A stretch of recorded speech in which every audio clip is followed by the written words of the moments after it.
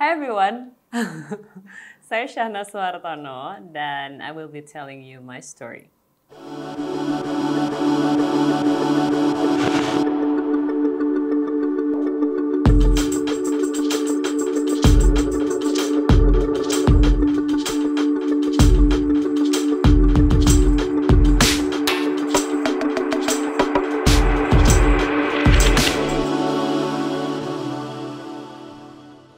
Umur aku 25 tahun. My job is a professional public speaker. I'm a host, MC, moderator. Tapi I started my career as a model. Abis itu lama jadi jurnalis. Dan akhirnya menjadi seorang broadcaster. Dan sampai sekarang here I am. How I started out working in the media. Mungkin karena pas awal jadi seorang model, saat itu jadi kenal dengan media cetak saat itu, majalah, karena memang awal mula karir itu adalah lewat sebuah majalah gitu ya, model search dari sebuah majalah. Terus kemudian senang dengan dengan dinamika sebuah media dan akhirnya diantarlah saat itu untuk untuk casting ke sebuah televisi. Jadi pekerjaan pertama yang aku dapat setelah model itu adalah TV presenter. Dan saat itu tahun 2010 kayaknya ya kalau nggak salah 2010. Abis itu memulai karir sebagai TV presenter, waktu itu berita, tapi merasa kurang paham sama semua isi dari berita yang aku bawakan. So I decided untuk mulai dari awal, yang artinya aku memulai semuanya dari reporter, benar-benar dari awal banget. Jadi at that time bahkan aku meninggalkan gaji yang kayaknya aku cuma ngambil sekitar 1/5 dari gajiku saat itu untuk mencoba memulai semuanya dari awal untuk belajar lagi. Dan saat itu memulainya jadi jurnalis koran, jadi reporter koran.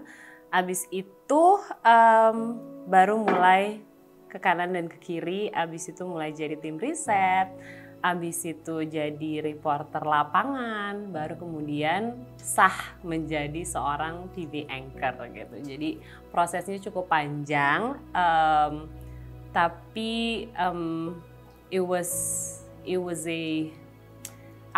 menurut aku very well needed untuk karirku sampai saat ini, karena kalau nggak ngelewatin proses itu maybe I would take things for granted gitu. Tapi karena ngelewatinnya panjang dan semuanya berlinang air mata dan keringet, dan waktu itu uang yang tidak seberapa gitu, tapi semuanya demi awal karir, dan ya nggak ada yang aku sesali sih. Wow, the struggle is real, bro. Struggle-nya banyak banget karena I was a spoiled little kid back then. Aku adalah anak ketiga, semuanya perempuan, jadi bisa dibayangkan betapa dimanjanya di rumah. And then I have to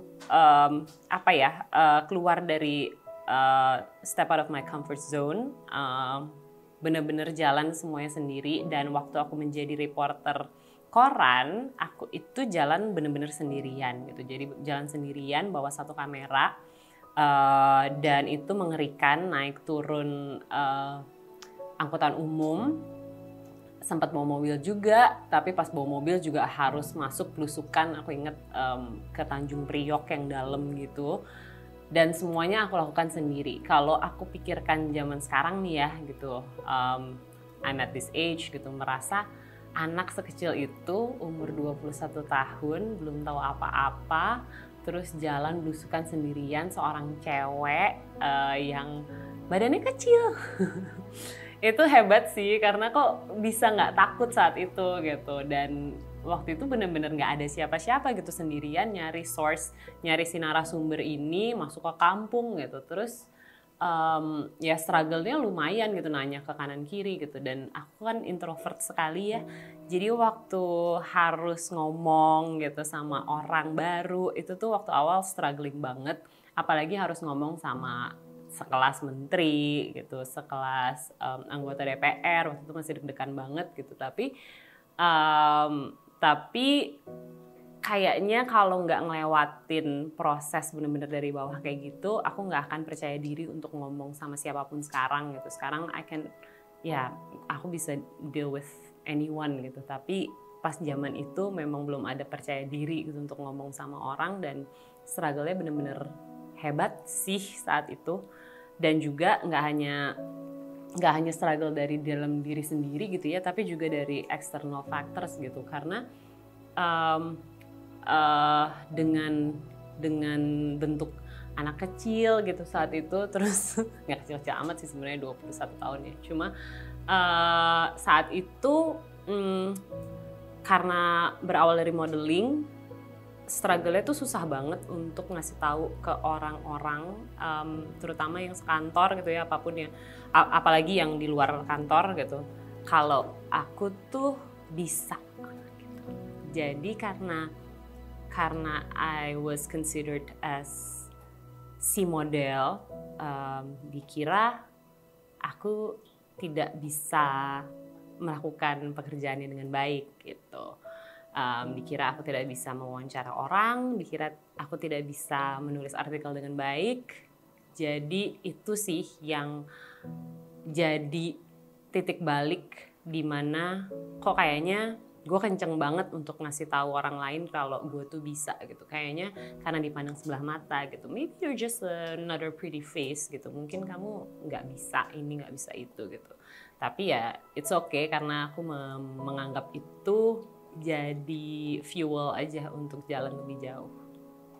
Other women pasti ngadepin hal seperti itu, karena untuk beberapa cerita gitu ya, banyak sih sebenarnya cerita yang aku merasa tidak dihargai waktu menjadi reporter di lapangan gitu, karena sebagai perempuan, apalagi saat itu perempuan muda gitu ya, itu tuh I have to deal with boomers kan at that time gitu, orang-orang yang umurnya 60 tahun, 50 tahun gitu, dengan generasi yang jauh di atas kita. Saat itu susah banget, karena bayangin aja ada beberapa cerita, gue ceritain salah satunya. Waktu jadi reporter koran, gue waktu itu kedapetan harus liputan sebuah acara di kementerian. Acaranya aku lupa deh, MOU atau apa gitu ya. Oke, abis itu harus doorstop nih, karena ada beberapa pertanyaan dari editor yang harus disampaikan gitu kan, disampaikan dari redakturnya gitu, yang harus harus ditanyakan ke si menteri ini yang datang ke situ. Di tengah aku lagi bertanya, dan juga saat itu kan cuma pakai voice recorder gitu kan, majuin ke depan gitu. Tangan aku dipegang, ditarik dari crowd, terus sama menterinya ya, bayangin nggak, seorang menteri ya zaman itu. Aku tidak mau nyebut siapa, tapi saya tidak bisa lupa sebenarnya. Ditarik tangannya, dipegang, terus dilihat matanya, terus dia nanya, kamu dari mana? Kamu siapa? Kamu ngapain di sini? Saya reporter dari media Indonesia, Pak. Saya mau tanya nih, ada pertanyaan dari redaktur saya. Kok kamu reporter? Gitu. Habis itu aku lupa sih dia nanya apa ya. Yang pasti at that time banyak reporter-reporter lain di samping saya gitu ya. Bahkan reporter TV dan lain-lain tuh nggak juga kayak ya nggak ngapa-ngapain juga gitu. Dilihat aja nih ada anak cewek ditanyain sama seorang menteri, kamu dari mana, siapa, kamu cantik. Oh, aku inget dia ngomong gitu, terus kayak ngapain jadi reporter gitu-gitulah. Pokoknya dia nanya macem-macem kayak gitu. Terus abis itu dia tidak menjawab pertanyaan saya. Pokoknya itu yang terjadi. Itu satu cerita. ada beberapa cerita lain, gue sempat ke gedung DPR juga, dan kita tahu kalau datanya adalah gedung DPR itu adalah gedung dengan pelecehan seksual paling gede di Indonesia. Believe it or not, you can check atau you can Google it. Pas saat itu lagi ada sidang, gue lupa sidang apa, tapi aku hadir di situ sebagai reporter. Ada beberapa pertanyaan juga yang harus ditanyain ke beberapa anggota DPR gitu. Fraksi ini maunya apa sih sebenarnya gitu kan dari redaktur gitu. Oke, gue datang ke depan, naruh nama di apa namanya di guest listnya itulah. Terus ditanya dari awal gitu sama yang jaga di situ. Kamu siapa gitu? Saya Syahnas dari Media Indonesia gitu kan. Oh, kamu reporter? Iya. Oh, saya kira cewek-cewek yang dipesan sama anggota DPR. And at that time, aku cuma, bukan. Enggak reporter kok. Gitu jawabannya. Enggak, aku reporter kok. Emang lugu banget, dan memang saat itu maunya kerja aja gitu, nggak mau bikin rusuh kan. Tapi ketika udah lewat kok kayak itu nggak bener men. Gitulah salah satunya ya, kayak wah gila, gue bego banget sih at that time gitu untuk let it slip. Cuma ya gitu deh. But kayaknya sekarang progresnya udah lebih baik ya. Kayaknya orang-orang sekarang juga udah nggak bisa memberikan komentar seperti itu lagi, dan nggak bisa melakukan hal seperti itu di depan orang-orang gitu, karena memang sekarang tuh pasti udah banyak yang memegang smartphone dan pastinya bisa kerekam gitu. Karena ada beberapa kejadian juga yang bener-bener kayak dude gitu, nggak pantas banget sih lo lakukan itu di depan banyak banget orang, dan orang-orang saat itu juga diem aja gitu. Jadi it was tough at the beginning of my career, it was tough. Bahkan gue pernah mengalami pelecehan seksual di live on TV. It was sucks. It sucked banget. Gue sebel banget saat itu. Tapi untungnya EP yang megang show itu langsung nge-ban orangnya. Cuma gue inget orangnya siapa, dan agak tidak bisa memaafkan sih sebenarnya. Hati-hati ya kalau ketemu gue di jalan. Do you think there are other worse things yang sebenarnya orang-orang tuh kayak media massa gitu nggak tahu kemana hal seperti itu? Kayaknya emang banyak yang nggak tahu ya gitu, apa yang terjadi di belakang kamera gitu saat itu. Apalagi yang kita tahu kan cuman yang tersiarkan gitu, dan zaman aku baru jadi reporter pas awal-awal itu kan ya belum, sosial media belum segitunya gitu, paling baru Twitter gitu, dan Twitter juga nggak selalu kayak bisa nge-post video saat itu kan.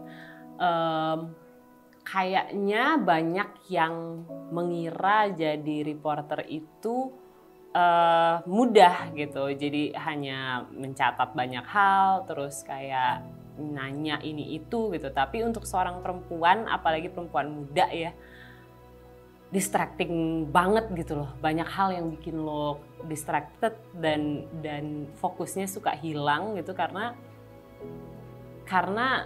ketika lo keluar dari, ketika lo benar-benar masuk ke lapangan, itu it's a jungle gitu loh. Anything can happen. Dan beruntungnya kalau udah pas gue udah di TV, keluar udah sama kameramen gitu. Jadi paling enggak berdua ya kan. Kalau udah berdua, mau apapun yang terjadi pasti ada yang jagain gitu. Dan itu udah beruntung banget lah saat udah masuk TV. Cuma ya sih, it was tough back then. Dan orang nggak banyak yang tahu juga tentang pelecehan seksual itu, batasannya sampai mana. Dan harus ngapain gitu. Kalau zaman sekarang kan pasti udah banyak yang tahu, udah banyak yang teredukasi untuk nggak cuma jadi bystander ketika ada pelecehan seksual di depan mata gitu. Dan kalau apa yang terjadi sama gua gue lihat di depan mata saat ini kepada anak perempuan berumur 21 tahun, gue bakal ngomong sesuatu sih gitu. Karena itu ngeselin gitu, dan saat itu gue sebagai korban tuh kayak ngerasa, emang gue harusnya nggak rapih ya gitu, atau emang gue harusnya nggak dandan ya, emang gue salah ya kalau gue rapih gitu keluar dan jadi reporter gitu. Bahkan ada saatnya dimana gue nggak dandan karena gue takut gue digodain orang. Jadi gue kayak udah deh gue kucel aja gitu kayak kain pel. Mungkin kalau gue kayak kain pel gue nggak digodain sama orang-orang ini gitu. Tapi ternyata ya sebenarnya bukan karena look sih mungkin ya gitu, karena emang mereka senang aja godain cewek kecil gitu. Jadi ya gitu deh. Kalau menurut gue, these things happen karena waktu zaman dulu itu dibiarkan dan dinormalisasi gitu. Kayak, oh iya perempuan emang sering digodain sama laki-laki gitu. Dan kayak catcalling atau bahkan gue inget ya, apa yang dilakukan ke dari si menteri itu gue laporkan kan ke seorang petinggi di TV yang gue bekerja. Gue bilang gitu, si Pak Menteri ini kok gini sama saya gitu kan. Karena jujur gue masih bingung banget gitu saat itu kan. Terus malah gue inget banget ya, I hate this guy by the way, si pejabat di TV station itu.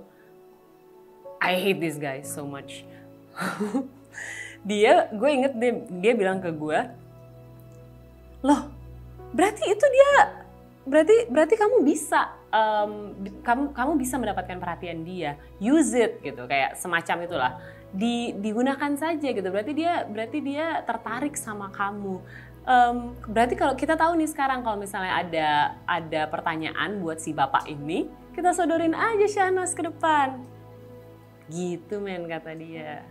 And then from that moment on, si orang ini saya tandain nih.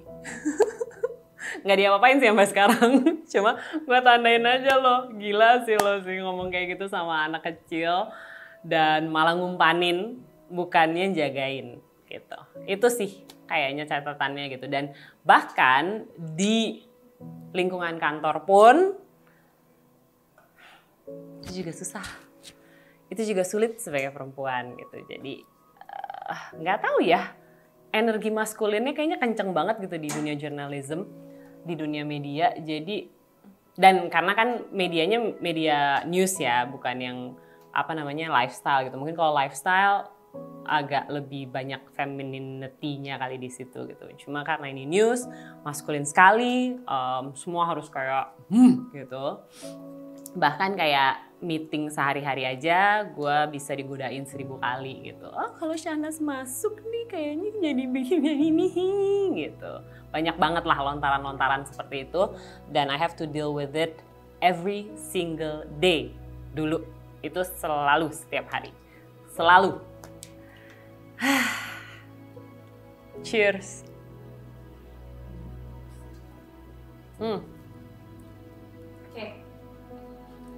Okay. Do you have anything that you would like to tell the public? Apa ya? How to treat women better. Basically treat women kayak lo bakal treat your sister, your mom. Treat them with respect karena itu sih yang dibutuhkan gitu ya. Dan kalau kita ngomongin image perempuan di media gitu, sampai saat ini juga banyak banget hal yang gue masih nggak bisa terima gitu ya. Perempuan biasanya dijadiin co-host aja di samping, pakai rok pendek, cekakak-cekikik, tidak mengeluarkan pertanyaan yang penting, tidak mengeluarkan pernyataan yang penting gitu. And I hate that. Dan gue nggak, sampai detik ini positioning gue di media juga cukup keras, di mana gue nggak pernah mau gitu ya dijadiin perempuan yang cuma nyeloteh di samping gitu, karena that's not me. kalau emang lo mau hire gue jadi main host. Gue tidak akan di samping-samping gitu yang mengeluarkan celotehan atau cuma digoda-godain aja gitu. Karena itu sering gitu. Beberapa kali juga gue diminta sama beberapa stasiun TV, Mbak Syahnas bisa datang nggak gitu. Untuk jadi apa? Untuk jadi guest star di acara ini. Oke, fungsi saya apa di sana? Saya mau diwawancara apa? Karena gue merasa harus ada penjelasan mengenai harus ada brief dong. Gue mau diwawancara tentang apa gitu, karena gue nggak punya gosip di dalam hidup gue gitu ya. Jadi gue akan nanya gitu. Gue mau diwawancara tentang apa gitu. Kalau emang itu sesuatu yang penting, gue akan datang. Enggak, di situ aja nemenin. Dan biasanya fungsinya ya digoda-godain sama main hostnya. No bro, I'm not gonna be there. Jadi aku selalu bilang dengan baik, menolak dengan baik. I'm so sorry, tapi that's not me. Kalau misalnya mau cari yang buat digoda-godain, mungkin bisa cari yang lain, bukan saya. Terima kasih banyak, bye bye. Gitu sih. Dan ya itu sih, aku merasa sampai saat ini posisi saya sebagai perempuan di media tetap meminta dan memperjuangkan untuk mempunyai role yang sama seperti juga para laki-laki. Dan I will never tolerate any sexual jokes yang bikin perempuan ngerasa nggak nyaman ataupun laki-laki ngerasa nggak nyaman. Mengobjektifikasi perempuan atau laki-laki, dan ya idealisme aku di situ. Jadi puji Tuhan sampai sekarang masih ada yang mempekerjakan. Alhamdulillah ya dengan positioning seperti itu gitu, karena emang sering banget gitu dengar kalau ya udah di situ just be pretty, be nice, and be there. Not gonna do that. Kalau tidak ada kontennya, tidak ada isinya, saya nggak datang gitu. Oke, intinya buat semua yang mungkin mau masuk ke dunia media, perempuan, just be tough, be nice of course, be kind. Akan banyak banget hal yang bikin lo mau break down and cry. It's okay. Tapi nangisnya di dalam toilet aja, jangan biarkan mereka melihat air mata Anda. Tapi sekarang puji Tuhan sudah jauh lebih baik keadaannya daripada dulu, dan sekarang keadaannya lebih aman. Bahkan juga banyak sekali orang-orang yang jatuh karena tidak memperlakukan perempuan dengan baik gitu. Jadi hang in there dan believe in yourself dan just do it. Menyenangkan loh kerja di media. Aku sama media udah lebih dari 10 tahun dan I'm gonna do this for the rest of my life. Jadi semuanya seru dan semuanya menyenangkan. Good luck. Dan itu ceritaku. Terima kasih banyak, thanks for watching. Dan pastinya akan lebih banyak lagi cerita-cerita yang akan aku ceritain di Magna Trust Beauty. So, till then, bye-bye. Cut. Wah. Naik pita masih gue.